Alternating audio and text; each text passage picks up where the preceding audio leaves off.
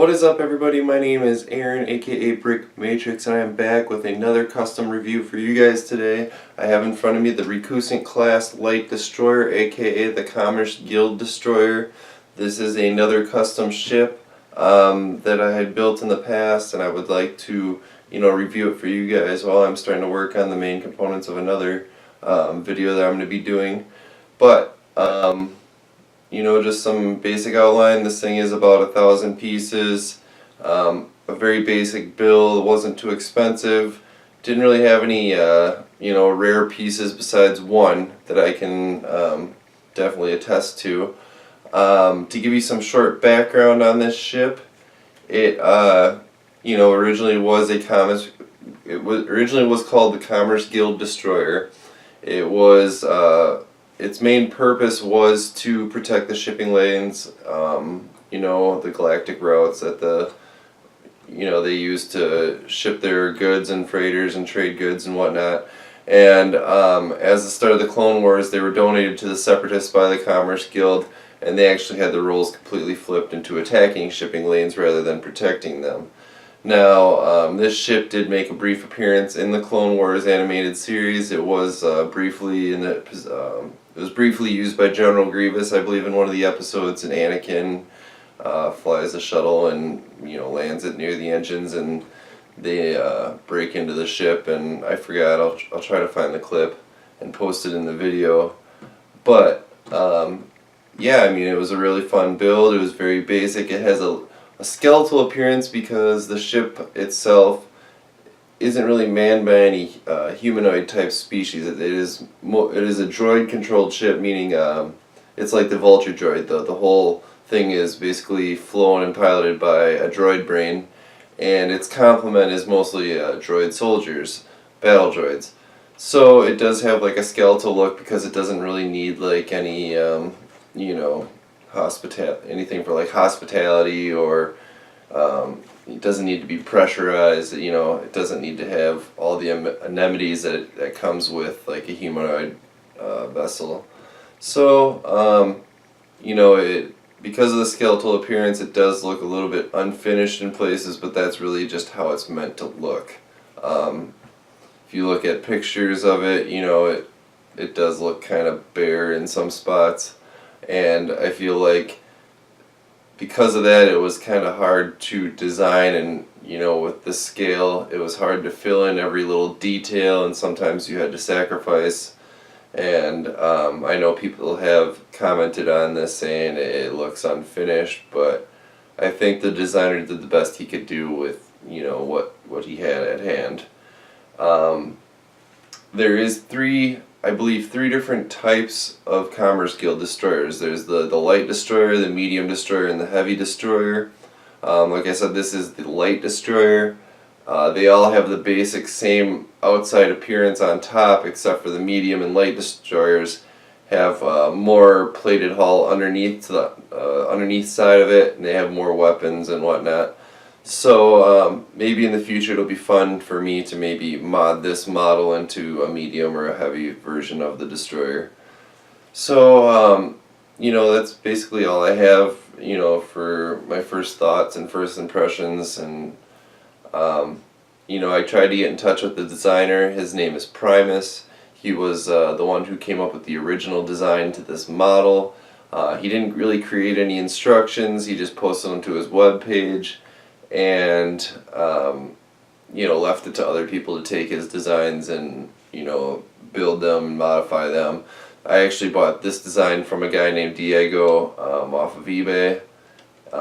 He had notified me that he wasn't the original creator of it, but he did do some upgrades, like to the stand and to some other little parts like underneath here.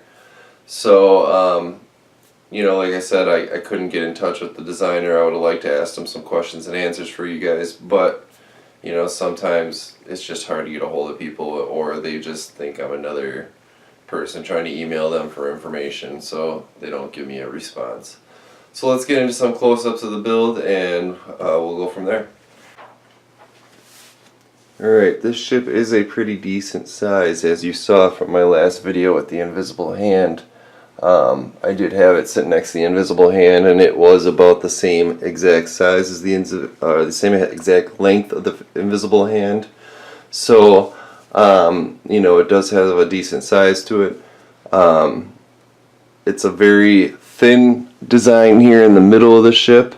The only issue, and I don't know if it's something that we can really solve, but because of this thin skeletal design, it does tend to bend a little bit and sag in the middle. So that's why I thought the best route was with the stand spread out. It helps prevent, you know, if you move the stand here, you're going to have this kind of bending. And we tried to connect it with plates as much as we could.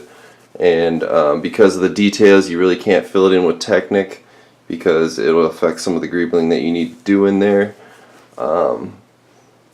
I would have to say that is the only negative thing about the build. The rear engines over here are very nicely designed, and they basically have the issue of falling off very easily because all they are is held on by this little jumper stud thing. But they have a real nice design to them. As you can see, they you know, are rounded. They look basically just like they do in the Clone Wars animated series. I thought the designer did a very good job with these.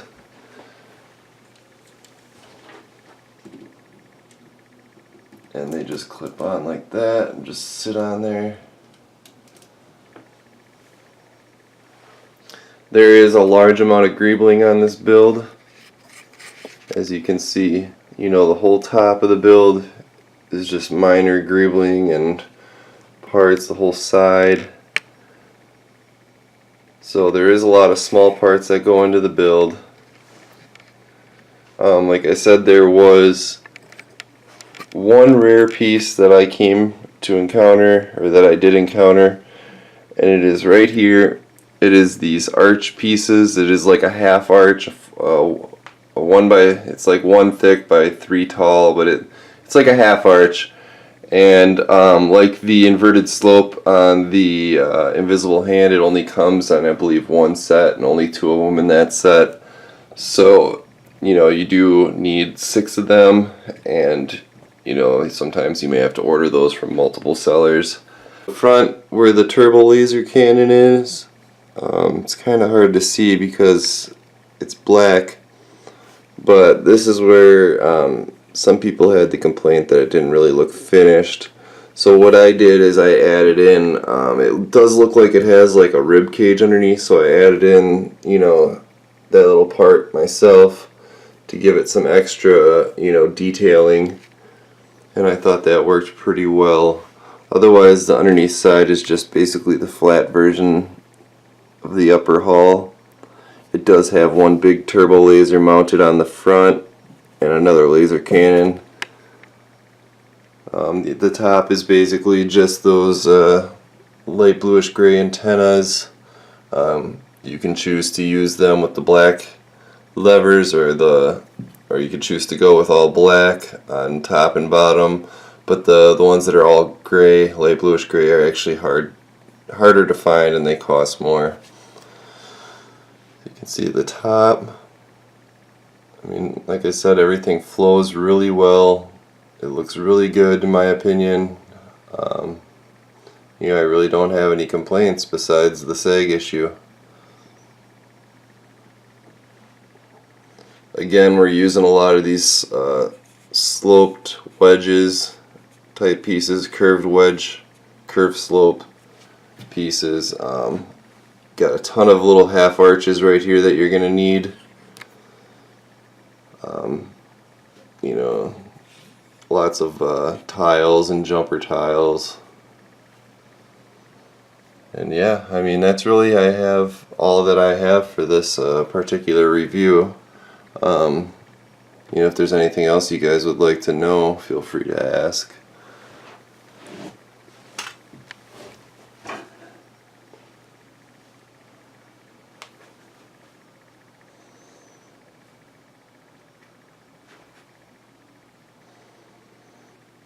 Alright everybody, that's all I really have for you today. It was a shorter review. Like I said, I couldn't get in touch with the designer. wasn't able to do my question and answer portion. So it was just a basic review, and I hope I answered any or showed you anything that you wanted to know. And like I said, if you have any questions, feel free to message me in the comments. I'll be glad to answer them. Again, I would like to remind you guys to like and subscribe. I am doing the 100 subscriber giveaway of the 5 polybag lot, giving away 5 Star Wars polybags, and entering the first 100 subscribers into like a hat. And I'm going to draw a name, and one of those subscribers will win the polybag lot. And just to finish off, here's a final look of the Recusant class Star Destroyer, or the Commerce Guild Destroyer. Again, a very beautiful build, and I'm going to set it aside because I'm going to introduce you to my final review of the Separatist Fleet series that I'm working on, and that is the Munificent class frigate. Now, this is actually one of my favorites, probably my second favorite behind the Lucre Hulk. Another beautiful build, beautiful design, and it is actually designed by the same person who designed the Recusant class. His name is Primus. So in the next video I'll be going over this review, and then after that I'm going to be doing a video with like a final review with all the ships together, so you can see them as the entire fleet would look on display. So again, thanks for watching. Please remember to like and subscribe, and I'll see you next week.